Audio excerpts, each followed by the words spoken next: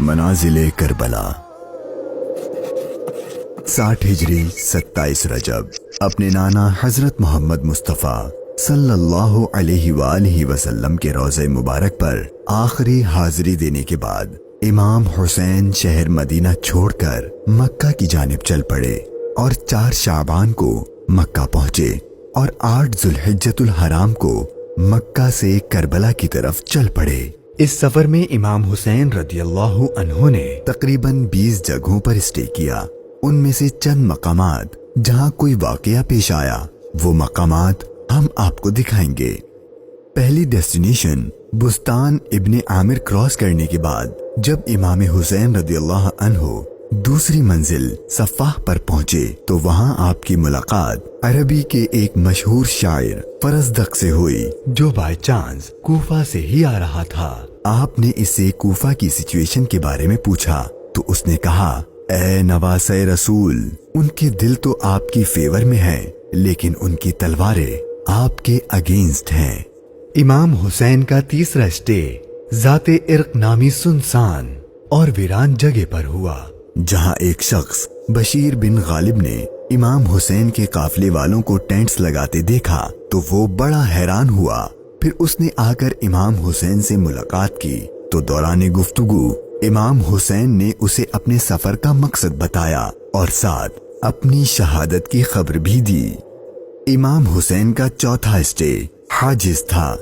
इस मकाम पर आले रसूल ने कुछ देर आराम फरमाया और इमाम हुसैन रदियल्लाहु अन्हु ने कूफा वालों के लिए एक खत लिखा और उसे हजरत कैस के हाथों कूफा वालों को रवाना किया।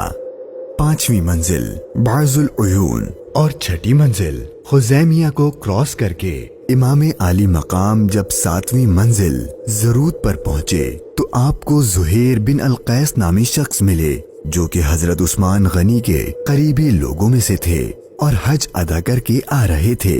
उसने जैसे ही इमाम हुसैन से मुलाकात की तो उसने अपने घर जाने के बजाय इमाम हुसैन का रफीक सफर बनने को प्रेफर किया। 8वीं मंजिल सालीबिया पर एक गमनाक इमाम हुसैन के इंतजार में थी। यही वो मकाम था जहां आपके चचाजाद भाई हजरत मुस्लिम बिन अकील और उनके 2 बेटों की शहादत की दर्दनाक खबर मिली। इस पर आपने खुतबा इरशाद फरमाया और हालात की संगीनी से काफले वालों को आगाह कर दिया ताकि कोई जाना चाहे तो चला जाए, लेकिन आपके साथ सफर शुरू करने वालों में से किसी ने पीठ न फेरी। मुश्किलात में इजाफा और जर्नी डिफिकल्ट होती जा रही थी क्योंकि इब्ने जियाद गवर्नर कूफा को इमाम हुसैन के आने की खबर मिल गई थी और उसने अपने बहादुर और माहिर कमांडर हुर को 1000 का लश्कर देकर इमाम हुसैन को गिरफ्तार करने भेज दिया। इमाम हुसैन जुहाला, बतने उकबा और शराफ से गुजरने के बाद जब 12वीं मंजिल सुरात पहुंचे तो आपका सामना हुर और उसके 1000 के लश्कर से हुआ। इस रेगिस्तानी इलाके में हुर और उसके लश्कर वालों का प्यास से बुरा हाल हो चुका था और उनके पास पानी भी नहीं था तो इमाम हुसैन ने उनको अपने हाथ से पानी पिलाया।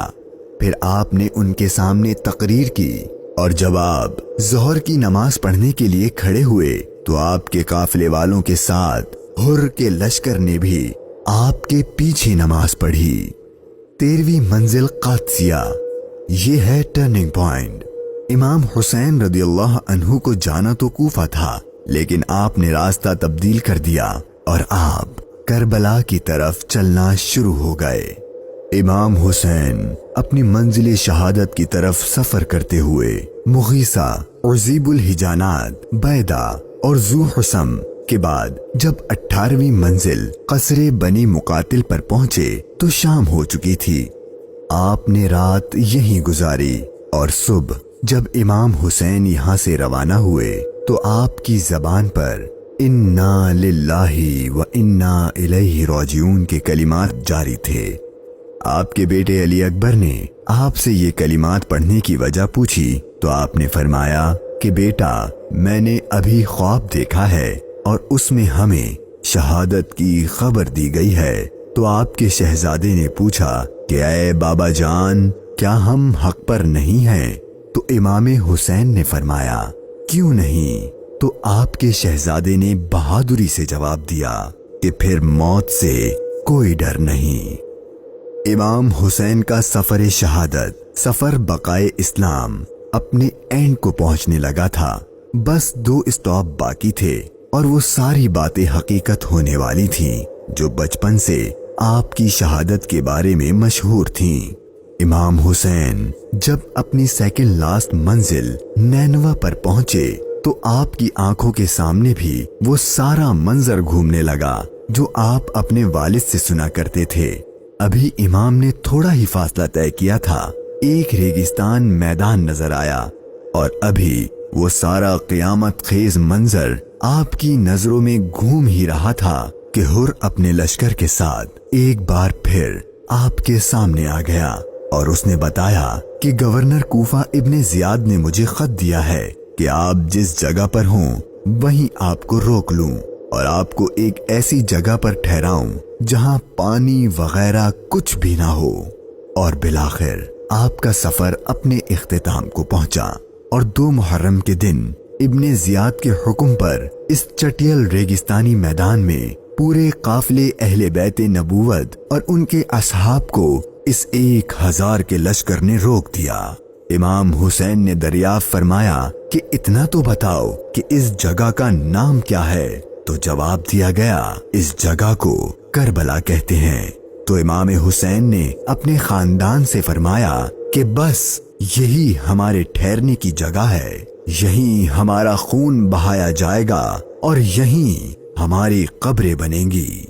یہاں یزیدی فوج کی گستاخیاں دیکھ کر امام حسین کو سب سے پہلے روکنے والے حضرت حر رضی اللہ عنہ امام حسین کی بارگاہ میں معافی مانگ کر حاضر ہوئے اور اپنی جان آپ پر قربان کر دی۔ یہی کربلا کا میدان آپ کے طویل سفر کی 20ویں اور آخری منزل تھی، اور 8 دن بعد اہل بیت اطہار پر ظلم و ستم کر کے آپ پر اور اہل بیت پاک پر پانی بند کر کے آپ کے ساتھیوں کو بھوک اور پیاس کی حالت میں شہید کر دیا گیا۔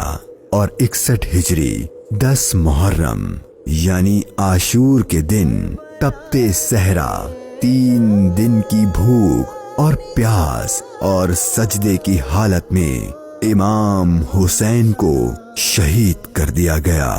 انا للہ و انا الیہ راجعون۔